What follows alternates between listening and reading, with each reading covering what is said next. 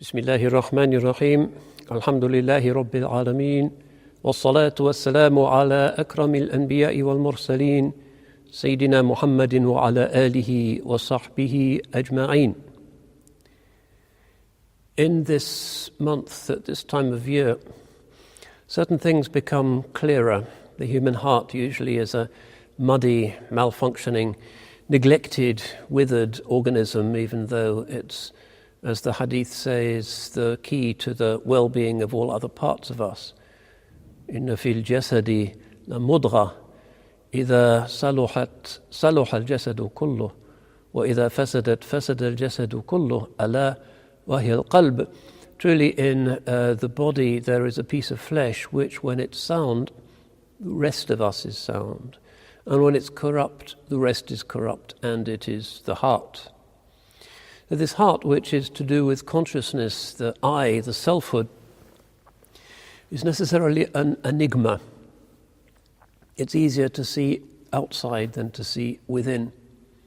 There are divine horizons outside but within.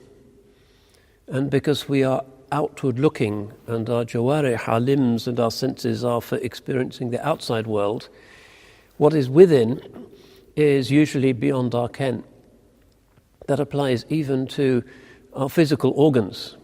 There is the liver, I have a spleen, kidneys, stomach. They're doing their job. I usually don't give thanks for them, but they are there, miracles of divine technology, doing their job year after year, decade after decade, and I only start grumbling when, usually through my own abuse, they start to malfunction, but I can't see them. They're within. But that's just the superficial within. The real within is the I, the consciousness, the what I am, the nafs, the self. And that is an enigma. Nafs bir mu'ammadar. The self is a riddle. But Allah subhanahu wa ta'ala has created this self and the heart, which is somehow the place where the self is centered, to be an organ of perception. We perceive things, we learn things by heart. The heart experiences emotions and turbulences, intuitions. The heart can even see through dreams aspects of another world. The heart is clearly essential to what makes us Bani Adam, not creatures of mud and clay and dirt, but angelic creatures to whom the very angels can bow down. It's because of this I-ness, this self, this transcendence within that we are worth anything at all. So we'd like to know what's going on there. And the companions asked the Holy Prophet ﷺ about the ruh. And he has to say, Allah tells him, قُلِ الرُّوحُ مِنْ أَمْرِ رَبِّي وَمَا أُوتِيتُ مِنَ الْعِلْمِ إِلَّا قَلِيلًا. The spirit is of the divine command or the divine affair. It's God's business. And of knowledge you've been given but little. So this most important part of us, the thing that we really are, is the thing we understand least. And most of our mistakes, if not all of them as human beings, is because we're not really focused and not really spiritually active. Other bits of us, impulses, half-digested memories, the longing for status, those other things pull us this way, and this is a qadar, a mud that pollutes the surface of what should be a pure lake, a mirror that reflects the light of heaven. And that's our state. But we have been, in this month, given the opportunity to calm down a bit. This is a retreat. We are self-isolating, even in normal times. There's a little bit of i'tikaf in every Ramadan. We withhold our hands, and therefore the heart is withheld from some dunya pleasures and distractions. Sufidati shayateen, the devils are chained. Inna shaytana yajri fi ibni Adama majra dam fadayiqu majarihi bil ju'. The Holy Prophet says the shaitan flows in the son of Adam along with the blood, so narrow his arteries with hunger.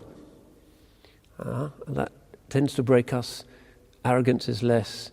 We have less energy for stupid playing around. we become more serious, slightly broken, therefore more realistic and real human beings.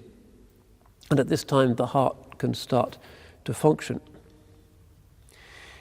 Now, Allah subhanahu wa ta'ala has said that He has ennobled the descendants of man, of Adam, karramna bani Adam, and also has said that at the higher degree of what we are, He loves us. This is in the Hadith and Nawafil. وَلَا يَزَالُ عَبْدُ يَتَقَرَّبُ إِلَيَّ بِالنَّوَافِلِ حَتَّى أُحِبَّهُ. My slave, it's a sound hadith, a hadith Qudsi, draws nearer to me with optional acts until I love him.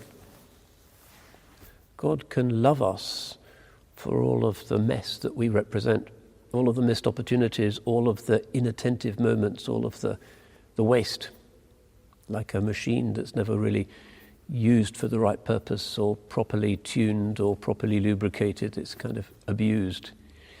What a waste. It's like having a Formula One car and using it to pull a plough or something. That's not what we're for. We abuse ourselves.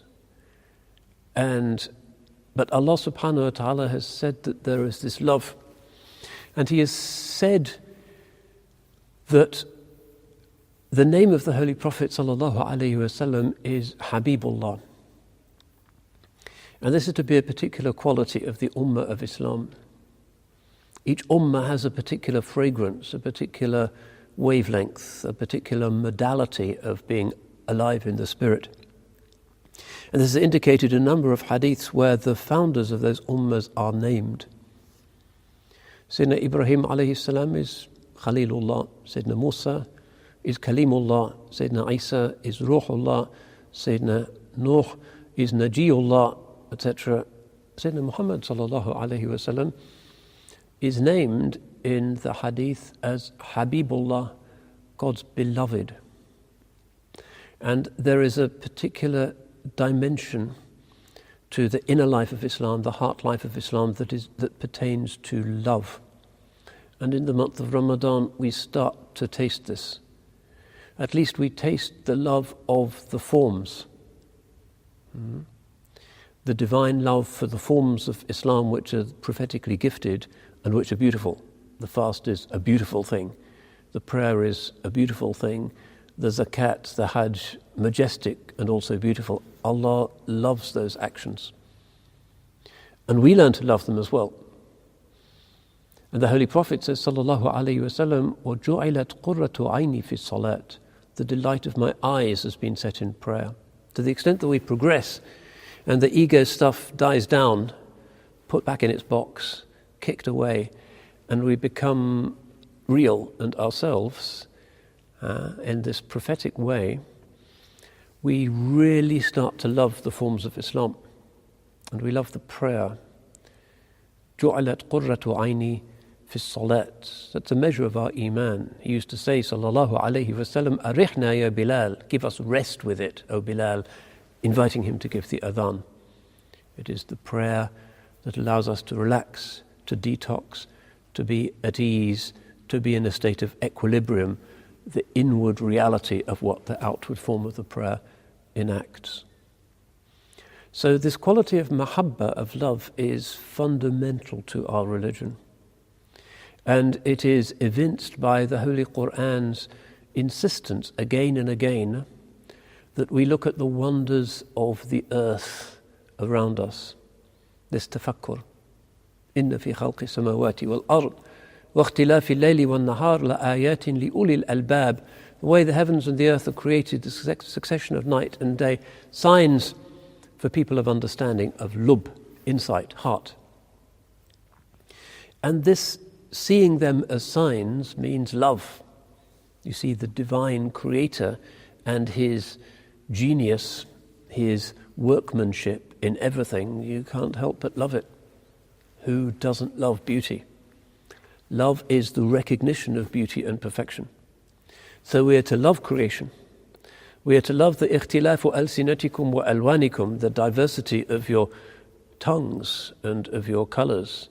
The ikhtilaf, the diversity of creation, is beloved. So we are to be lovers of God's world, and lovers of others in whom are not just the outward afaq, سَنُرِيهِمْ آيَاتِنَا فِي الْآفَاقِ وَفِي أَنفُسِهِمْ حَتَّى يَتَبَيَّنَ لَهُمْ أَنَّهُ الْحَقُّ. We shall show them our signs on the horizons and in themselves until it becomes clear to them that it is the truth. Within themselves, in our inner afaq, seeing the miraculous, unique, irreplaceable lovability of others, to see others with the ayn al-mahabba, that's the miracle, and that is the gift of Iman. Not just seeing other people as fellow citizens with rights and responsibilities in a kind of dull, cold, liberal social contract, but loving them as shawahid, witnesses to the divine creative power, revering them not because they are meat computers that will come to an end and will malfunction sooner or later, but because they contain the ruh, the qalb, because it is to them and their ancestor that the angels bowed. So this is the religion preeminently of mahabba, and the Quran is endlessly inviting us to remember God, but also to think about the beauty in the world. And in the month of Ramadan, as we look out of the window and we see the clouds go by, and as we hear the bird song and we see the beauty of everything, we remember that he is indeed habibullah sallallahu alayhi wasallam, whose sharia has been brought in this form, which is a form of love. وَالَّذِينَ آمَنُوا أَشَدُّ حُبًّا لِلَّهِ. The Quran says those who have Iman have more, greater, stronger, more magnificent love for Allah. So we ask Allah subhanahu wa ta'ala to purify our hearts in this fasting month, to give us the inner as well as the outward bodily reality of the fast, to purify the hearts so that we start to see the light that is in God's creation, to love the beauty that is in God's creation and in each other, to make us people of tarahum, of mutual mercy, a people who are a light for the worlds, to follow the one who is uswatun hasana, an excellent example, and to be an example for all nations as a true ummatan wasata, so that we may be shuhada'a ala nas, witnesses to mankind in a time of fear and division and darkness and confusion and pestilence, an ummah that is a witness to something better, the ummah of love, of mahabba, the ummah of habibullah sallallahu alayhi wasallam. Barakallahu fikum wa taqabbala siyamakum wa as'ada iftarakum. Wassalamu alaikum wa rahmatullah wa barakatuh.